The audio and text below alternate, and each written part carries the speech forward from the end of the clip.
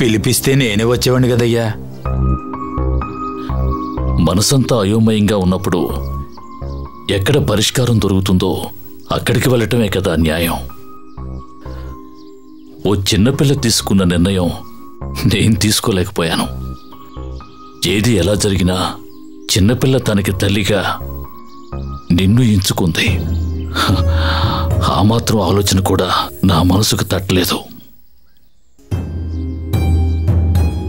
పాపని నిర్ణయించుకోమని చెప్పింది నేనే, కానీ ఇప్పుడు నేనే సందిగ్ధంలో పడిపోయాను.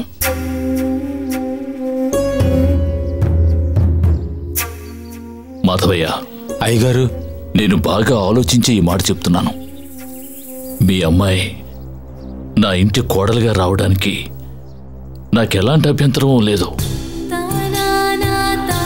కానీ నా కుటుంబం అనే కోట కూలిపోతుందేమో అని భయంగా ఉంది.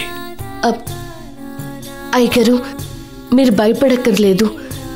దేవసేనని ఒక పని మనిషిగానే ప్రేమగా చూసుకున్నాను. తనకెప్పటికీ నేను తల్లిని కాలేను.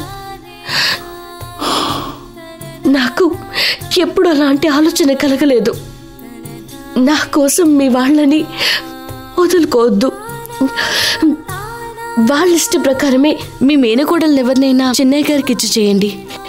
దేవసేనని చూసుకునే బాధ్యత మాత్రం నాకివ్వండి. నువ్వు వయసులో చిన్నదానివైనా వ్యక్తిత్వంలో మాకు అందనంత ఎత్తులో ఉన్నావు. నా పరిస్థితిని నువ్వు అర్థం చేసుకున్నావు. చాలా సంతోషం అమ్మా.